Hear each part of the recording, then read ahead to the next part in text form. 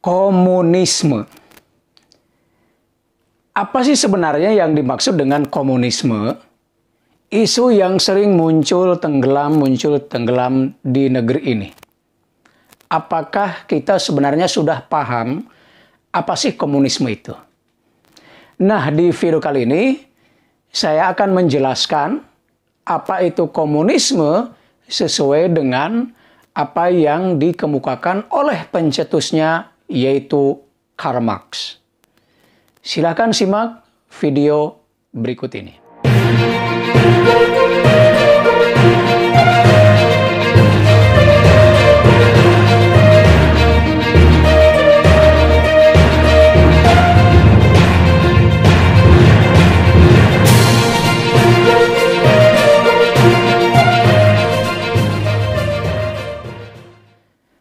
Teman-teman sekalian, memahami komunisme itu pertama-tama harus memahami dulu penjelasan Marx, yaitu tentang perjuangan kelas atau the class struggle.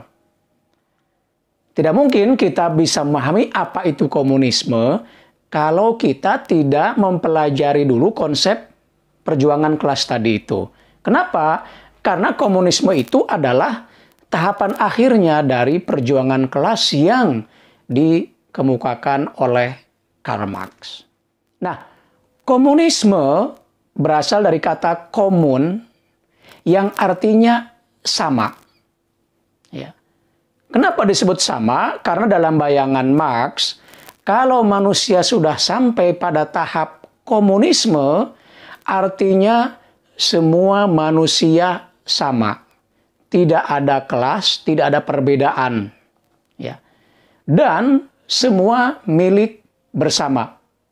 Tidak ada milik individu. Kita mulai dari penjelasan Marx bagaimana tahapan masyarakat menjadi komunisme itu. Marx menjelaskan bahwa ya, di masyarakat itu ada dua kelas, yaitu kelas borjuis, yaitu kelas para pemodal, orang-orang kaya, dan lawannya kelas proletar, pekerja, buruh. Ya sebetulnya Marx menyederhanakan saja dua kelas. Sebetulnya ada kelas-kelas lain di masyarakat, tapi Marx hanya membagi dua saja. Mungkin ini secara metodologis mempermudah membaca masyarakat. Jadi borjuis dan kelas. Maksudnya borjuis dan proletar.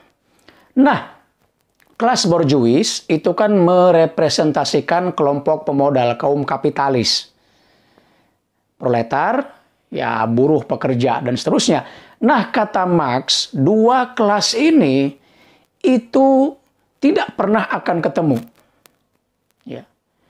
Kelas borjuis itu selalu punya keinginan untuk mengeksploitasi proletar.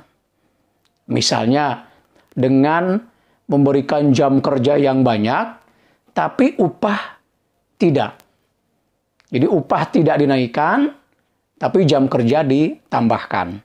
Ya.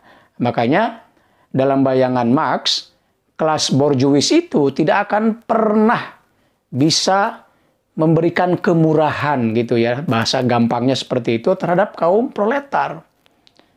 Maka dua kelas ini selalu bertentangan. Nah itulah konflik kelas menurut Marx. Nah, bagaimana solusinya? Kata Marx, karena dua kelas ini tidak pernah bisa menyatu, ya, dan Marx itu sangat tidak suka dengan kaum kapitalis, maka satu-satunya cara adalah dengan revolusi. Bagaimana revolusi dalam bayangan Marx? Kaum proletar yang sebetulnya jumlahnya banyak itu bisa melawan kaum borjuis. Ya.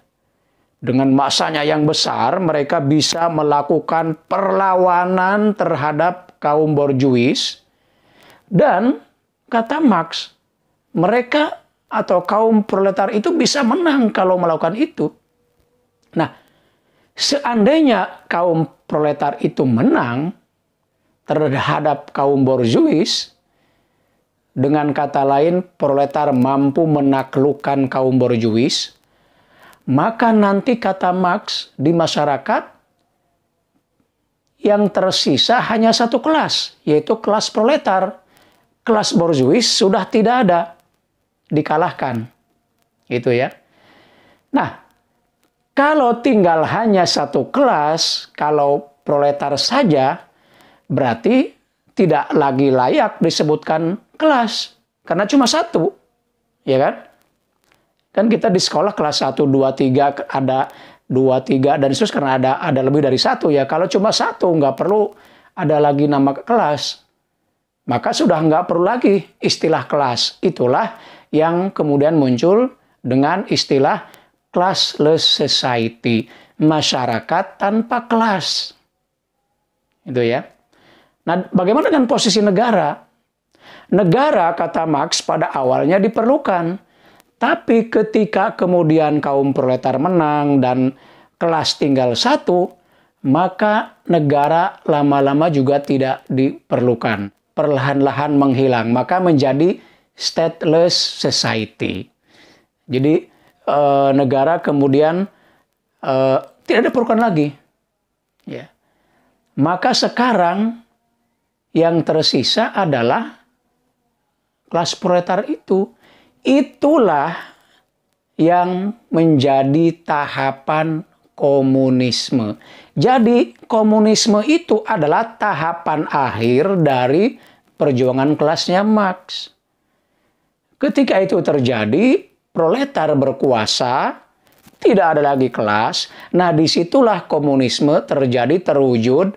Maka sekarang semuanya milik bersama. Tidak ada lagi hak individu. Individu tidak punya hak terhadap barang.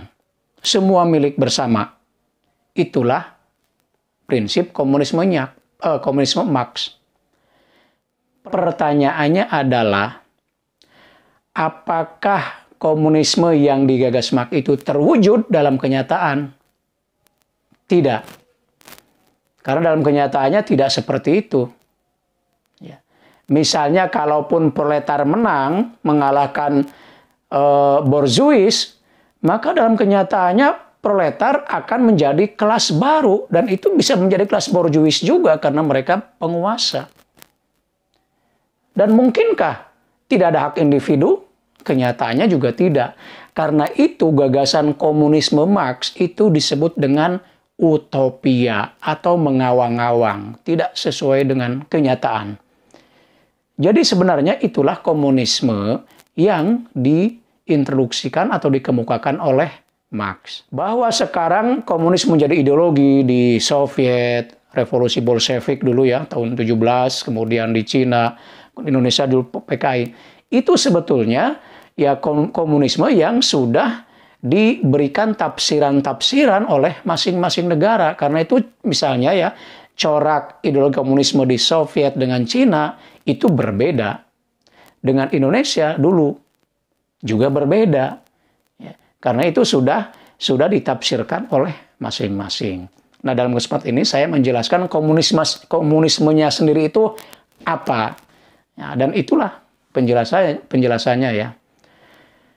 Oke, teman-teman, mudah-mudahan bisa dipahami. Sampai bertemu kembali di video berikutnya dan salam semangat.